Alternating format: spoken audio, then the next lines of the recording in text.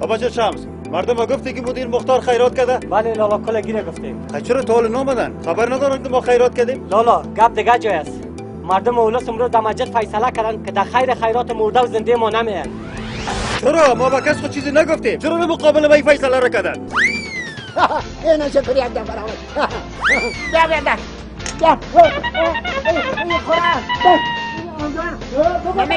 لالا چپ میترسی ازش ها؟